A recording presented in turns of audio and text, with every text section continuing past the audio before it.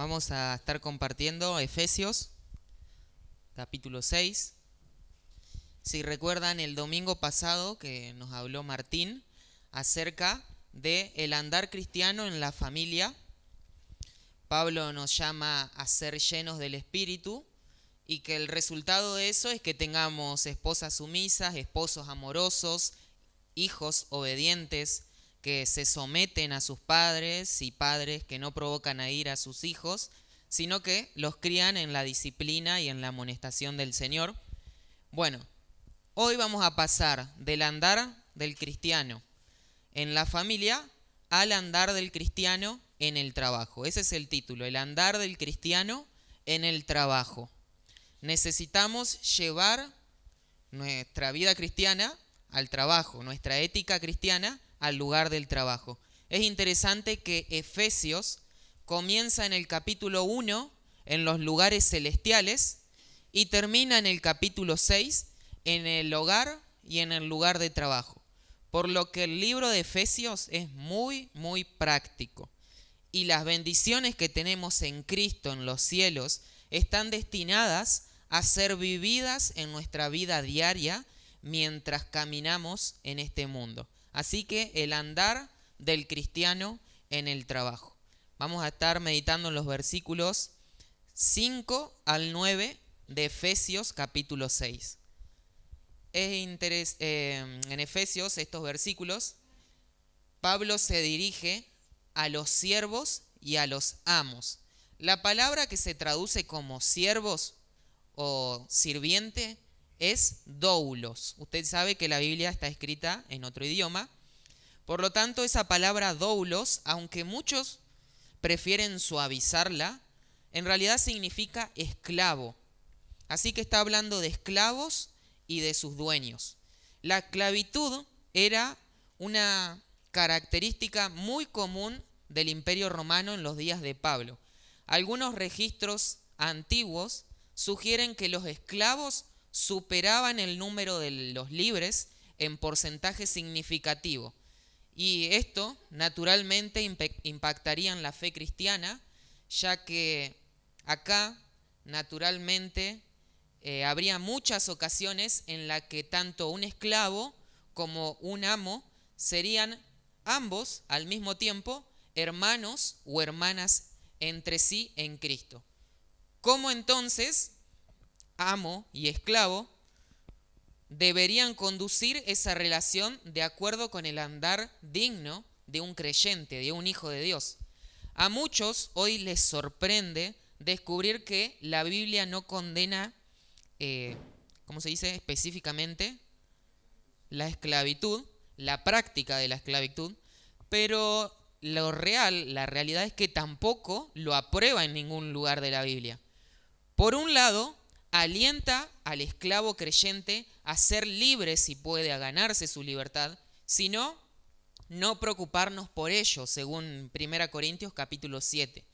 También recuerda al creyente, cualquiera que sea su estado de ser, que el que en el Señor fue llamado siendo esclavo, liberto es del Señor. Asimismo, el que fue llamado siendo libre, esclavo es de Cristo. Dice también Corintios capítulo 7. Y añade en el versículo 23, por precio fuisteis comprados, no os hagáis esclavos de los hombres, ya sea que estén bajo su servidumbre de los hombres o como amo de los hombres. Todos los creyentes somos esclavos de Cristo, fuimos comprados con precio de sangre. Esto significa que la Biblia se preocupa más por la conducta digna y justa del creyente bajo cualquier relación que Dios lo haya colocado. Todos deben estar igualmente al servicio de nuestro amo, que es Cristo. Vemos esto muy claramente en la palabra de Dios, específicamente en las palabras de Pablo a los creyentes de Éfeso, cuando les da instrucciones, en primer lugar, sobre el deber del empleado. Los versículos 5 al 8 dicen así: el deber del empleado. Siervos, obedeced a vuestros amos terrenales con temor y temblor, con sencillez de vuestro corazón, como a Cristo, no sirviendo al ojo como los que quieren agradar a los hombres, sino como siervos de Cristo, de corazón haciendo la voluntad de Dios, sirviendo de buena voluntad, como al Señor y no como a los hombres, sabiendo que el bien que cada uno hiciere, ese recibirá del Señor, sea siervo o sea libre. Pablo se dirige a los siervos. En estos versículos, los siervos son en realidad esclavos. Está hablando con personas que son propiedad de algún amo. Fueron comprados y vendidos, golpeados y lastimados, y todo por un capricho de un amo humano. Afortunadamente ninguno de nosotros es esclavo de nadie, pero sí somos trabajadores, tenemos un jefe, tenemos un empleador. Estos versículos nos dicen cómo tenemos que relacionarnos con aquellos que están por encima de nosotros en nuestro trabajo allí en el mundo. ¿Cómo deben someterse los empleados? La primera pregunta. Se les ordena en estos versículos a ser obedientes. Esta palabra obedientes, que obedece, se refiere a aquel que espera una orden del jefe y después ejecuta esa orden. Se usaba para referirse a un portero que esperaba en la puerta hasta que alguien llamara a la puerta para que la puerta pudiera abrirse inmediatamente. Es una palabra que habla de un servicio dispuesto y expectante. Este tipo de siervo salta ante el sonido de la voz de su amo y hace lo que se le dijo que haga sin quejarse ni murmurar. Esta clase de obediencia tiene que realizarse, dice, con temor y temblor. La idea de temor y temblor no significa que tenemos miedo de las personas para las cuales trabajamos. Significa que el siervo piadoso se esfuerza por hacer lo correcto por temor a desobedecer a Dios. Cada trabajo que estamos haciéndolo en realidad para nuestro jefe celestial, para nuestro amo, para nuestro Dios. Dice Colosenses capítulo 3 versículo 22 al 23 así: Siervos, obedeced en todo a vuestros amos terrenales, no sirviendo al ojo como los que quieren agradar a los hombres, sino con corazón sincero, temiendo a Dios, versículo 23, y todo lo que hagáis, hacedlo de corazón, como para el Señor y no como para los hombres. Somos siervos de Cristo las 24 horas del día, los 7 días de la semana, los 365 días del año. Cada cosa que hacemos, incluyendo las cosas que hacemos en el trabajo, la hacemos para nuestro Dios. Nuestro propósito principal como siervos es que el nombre de nuestro Señor sea honrado y glorificado y puesto en alto a través de nuestro trabajo. Si somos diligentes y hacemos las cosas bien, muy probablemente ganemos la confianza de nuestros jefes o superiores, y puede ser incluso que seamos ascendidos, promovidos en el trabajo, probable que ganemos un mejor sueldo, y todo eso está muy bueno, está bien.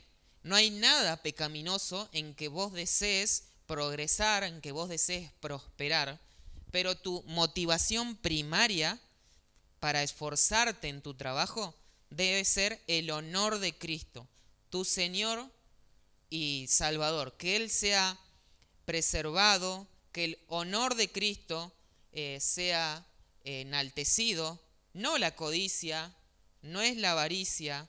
Lo que te tiene que motivar a esforzarte en tu trabajo es el honor de Jesús por encima de todas las cosas. Por lo tanto, tenemos que someternos a aquellos que tienen autoridad sobre nosotros en el mundo y servirles con sencillez de corazón como para Cristo. Esta frase se refiere a una dedicación incondicional. Tenemos que rendirnos ante nuestros empleadores y servirles como si fueran el Señor, como si fueran Jesús. Esto no siempre es fácil. Es más, a veces es muy difícil. Hay gente para la que es difícil trabajar. Son mezquinos, son exigentes, degradantes, incluso crueles. Lo mejor que puedas, mira más allá de la persona, más allá de sus problemas, y fija tus ojos en el Señor y servile a Él, incluso mientras haces tu trabajo acá en la tierra. Ahora, ¿cómo deben someterse? Era la pregunta. La otra pregunta es, ¿cómo deben servir? Según estos versículos, su trabajo secular es simplemente otro medio para servirle al Señor.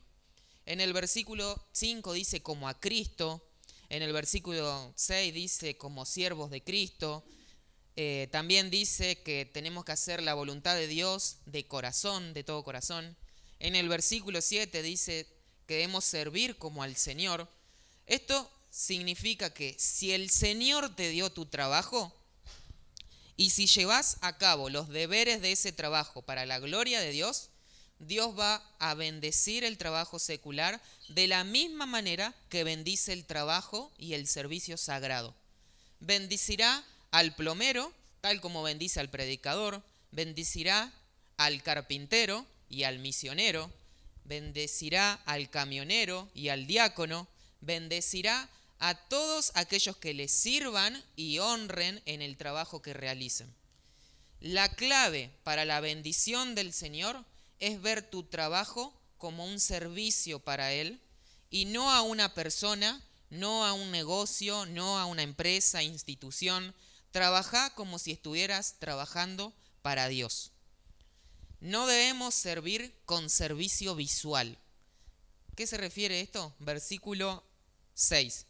No sirviendo al ojo como los que quieren agradar a los hombres, sino como siervos de Cristo, de corazón haciendo la voluntad de Dios. No con servicio visual. Un hombre que trabaja, y una mujer, por supuesto, que trabaja con una motivación correcta, va a rendir lo mismo cuando el jefe está y cuando el jefe no está. Él no sirve al ojo. Si su jefe lo está mirando, él va a hacerlo bien. Y si no está mirando, también lo va a hacer porque lo hace para Cristo. Él lo hace para la gloria de Cristo y no para agradar a los hombres ni para recibir ninguna promoción. Este hombre no usa el tiempo de su oficina o de su trabajo para cosas personales que no se supone que esté haciendo porque no es para eso para lo que le pagan. Este hombre no hace un trabajo de mala calidad simplemente porque el supervisor no está ahí. No importa qué tan pequeña sea la labor que nos dieron o cuán poco valor le asignen los hombres, todo lo que hagamos, dice Pablo, debemos hacerlo de corazón, poniendo todo empeño en que eso quede bien, porque lo estamos haciendo para Dios. Ningún cristiano tiene que ser mediocre. La mediocridad es anticristiana. Porque cuando somos mediocres, estamos evadiendo la realidad del señorío de Cristo sobre todas las áreas de nuestra vida. Y Cristo es el Señor de todas las cosas. Entonces, todo tiene que ser hecho para Él y tiene que hacerse bien. La voluntad del Señor es que le demos un día completo de trabajo por un día completo de pago. Incluso cuando el jefe no está mirando, Dios sí nos está mirando. Dice que no tenemos que complacer a los hombres. Estas palabras se refieren a aquellos que hablan con suavidad, que son astutos, que son halagadores, que son aduladores. Habla de quien utilizan los halagos para avanzar en el trabajo. Ambas acciones son manifestaciones de la carne. Hablan de alguien que camina con orgullo y que en realidad se está sirviendo a sí mismo y no al Señor. En lugar de buscar promocionarnos a nosotros mismos, tenemos que dedicarnos a servir a Dios.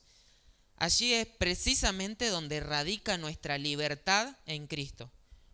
No hacemos las cosas para los hombres, movidos por el temor o el miedo a los hombres, o esperando de ellos algún tipo de recompensa, halago o promoción. No, el hombre que trabaja por estas cosas es un esclavo. Su alma está condenada a la opinión de su jefe, a la opinión de sus compañeros, o lo que es aún peor, su alma está condenada a la ambición. Yo quiero ser ascendido, yo quiero que la gente me vea a mí, que mi trabajo es excelente, que me merezco ganar más. Esta no debe ser la motivación primaria de nosotros al trabajar. Cristo dice, buscad primeramente el reino de Dios y su justicia. En todo, buscar primeramente el reino de Dios. No está diciendo únicamente, está diciendo primeramente. Porque tenés que procurar mantener a tu familia y todo lo demás. Pero primariamente, dice Cristo, busca el reino de Dios y su justicia.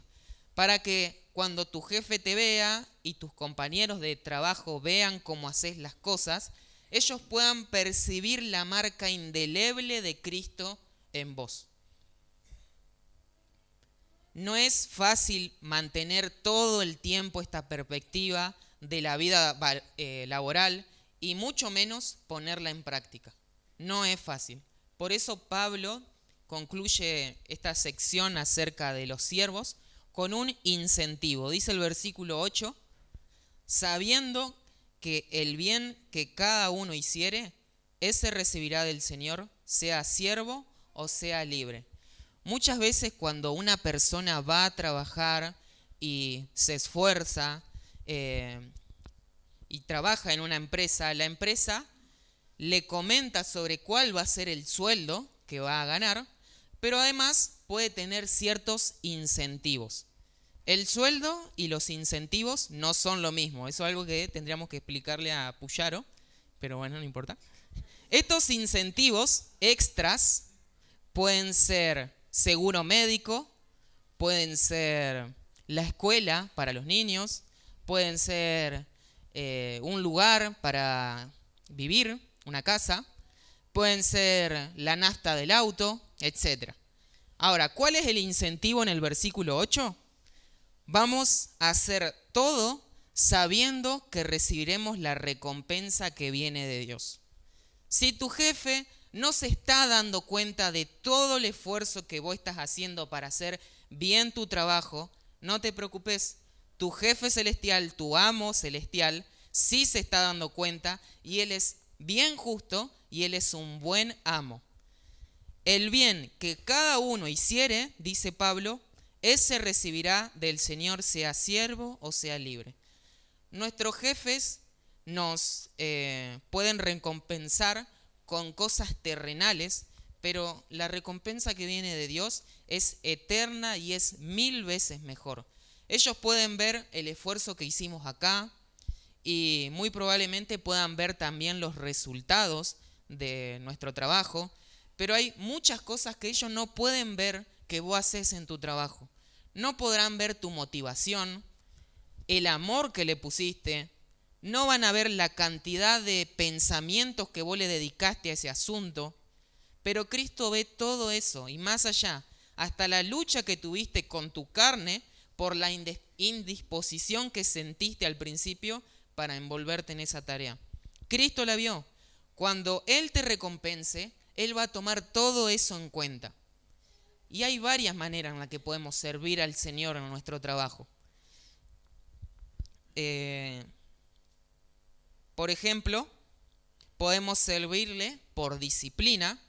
Esta es una actitud que dice, tengo que hacerlo. Y describe a alguien que se siente obligado a servir al Señor.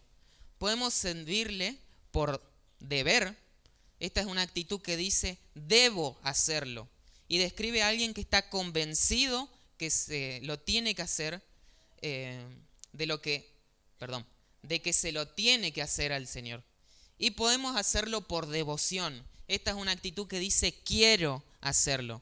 Y describe a una persona que es capturada por el Señor. Le sirven porque aman al Señor. Así tiene que ser nuestro servicio. Le servimos porque le amamos. Disciplina, deber y devoción.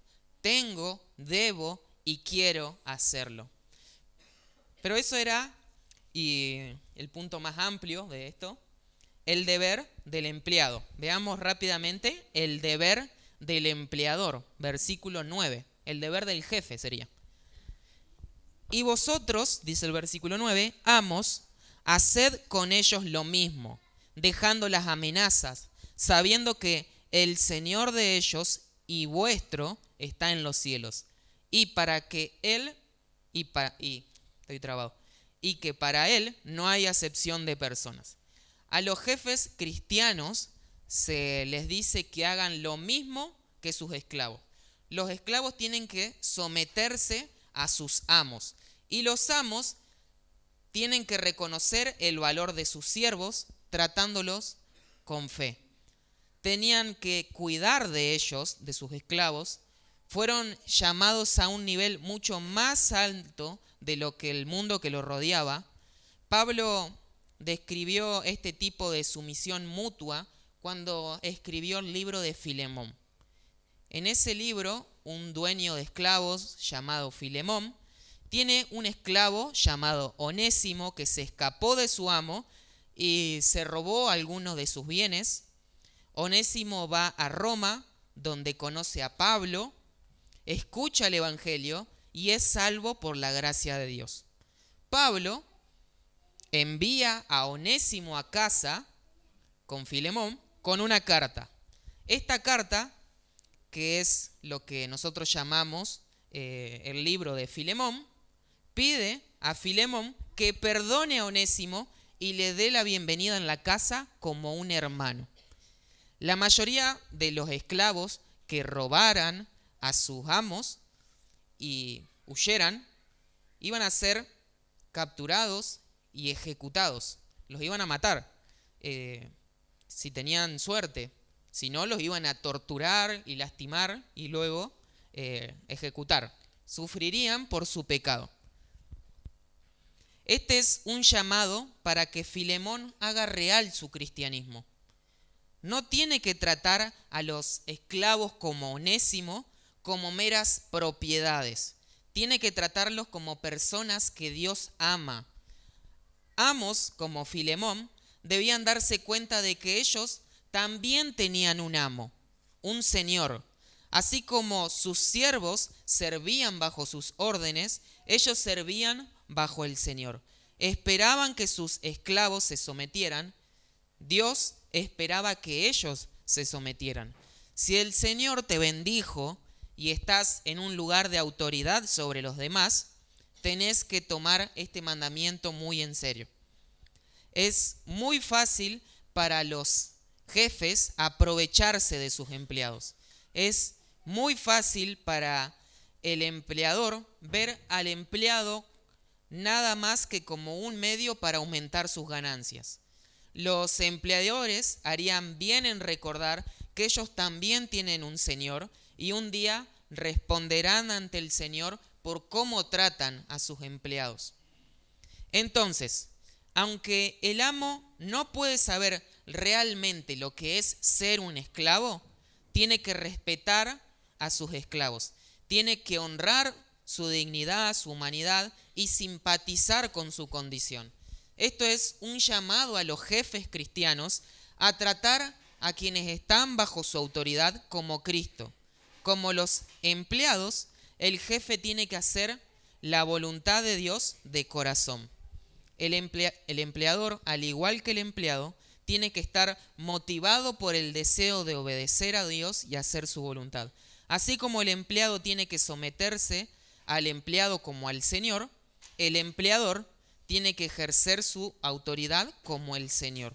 Esta es la única manera de cumplir el mandato de Efesios capítulo 5, versículo 21, que dice: someteos unos a otros en el temor de Dios. El primer deber de un jefe cristiano es hacer la voluntad de Dios y manifestar un espíritu cristiano en todo lo que hace. Cada decisión comercial tiene que basarse en los estándares de justicia, verdad y honestidad de Dios. Tiene que tratar a sus empleados teniendo en cuenta su bienestar y su mejor interés. Tiene que tratarlos justamente porque es la voluntad de Dios que así lo haga. tiene que respetarlos, porque respetar a sus empleados es respetar y honrar a Dios. No tiene que amenazarlos. El jefe cristiano no tiene que utilizar la violencia, las amenazas, para obligar a hacer a los empleados lo que él quiere que hagan. Tiene que ejercer su poder lo menos posible sobre ellos. Tiene que darse cuenta de que su autoridad es temporal y que le fue dada por Dios. Por lo tanto, nunca tienen que abusar ni física ni verbalmente de ellos. Tiene que hacer todas las cosas con el conocimiento seguro de que tienen un amo en el cielo al que un día le darán cuentas. Tienen que tratar a sus empleados con el mismo amor y el cuidado que el Señor le muestra. Necesitan darse cuenta de que a los ojos de Dios, Él no es más importante que el más pequeño de sus empleados, porque en Él no hay acepción de personas. El empleador cristiano no tiene favoritismos, porque Dios no tiene favoritos. Tiene que ser semejante a Cristo en todo lo que hace. El deber de los empleados, el deber de los empleadores. Y quería terminar con esto, el deber para con la eternidad. Versículos 8 y 9. En estos versículos Pablo nos llama la atención al empleado, al empleador y finalmente a la eternidad. En la vida tenemos que ocuparnos, y todos ocupamos, un lugar diferente en la escala socioeconómica. Pero llegará el día en que todos los hombres sean iguales. La muerte es un nivelador. Dice un amigo, hoy estamos. Un día, cuando esta vida termine, no importará si fuiste empleado o si fuiste jefe. Lo que importa es lo que hiciste con la vida que te dieron. ¿Cómo nos considera Dios? Versículo 9. Nos recuerda que Dios no tiene acepción de personas. Dios no piensa menos de vos porque seas empleado, ni piensa más de vos porque seas jefe. A Él no le importa el lugar que ocupás, pero te ha colocado donde estás para que vos puedas servirle ahí. Lo mejor que podés hacer es crecer donde Él te ha plantado y ser fructífero para la gloria de Dios. Esa es la voluntad de Dios para todo su pueblo, sin importar su posición en la vida. ¿Recuerdan Juan 15? Si permanecemos en Él y Él en nosotros, llevaremos mucho fruto. A Dios no le impresiona la posición de una persona en la vida, pero está profundamente interesado en cómo un hombre usa esa posición. Entonces, donde quiera que estés en la vida, hacelo para la gloria de Dios y Él te va a bendecir. ¿Cómo te va a recompensar? Versículo 8 nos dice que un día el Señor recompensará el fiel servicio de su siervo. Es posible que no seas recompensado, reconocido, ascendido o compensado adecuadamente por el trabajo que realizas acá en la tierra, pero aún no es el día de pago. El Señor no paga a fin de mes, no paga a principio de mes. Él compensa a sus hijos en el tribunal de Cristo. En ese día, todo el fiel servicio que le rendiste va a ser recompensado. Muchos de los siervos de Dios, tanto empleadores como empleados, que han sido fieles acá, lo oirán decir allí: bien, buen siervo y fiel. Sobre poco has sido fiel, sobre mucho te pondré. Entra en el gozo de tu Señor. Ahí es cuando la vida obediente de un siervo dará sus frutos. Dios siempre honra al trabajador fiel. Conclusión. ¿Cuál es el mensaje? Todos somos siervos. Podemos servir a los hombres acá, o los hombres pueden servirnos a nosotros aquí, pero en última instancia todos somos siervos de Dios. Cada momento de nuestras vidas tienen que ser vividos en su servicio para su gloria. Entonces, ¿cómo es tu vida de servicio? ¿Estás sirviendo al Señor sirviendo a los demás? Si vos sos una persona con autoridad, ¿Tratás a tus empleados con calidez de siervo? Si sos un empleado, ¿tratás tu trabajo como un servicio al Señor?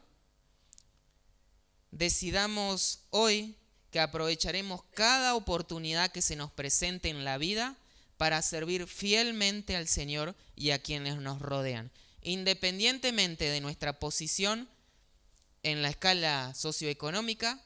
Todos somos siervos. Vivamos la vida de servicio para la gloria de Dios. Amén.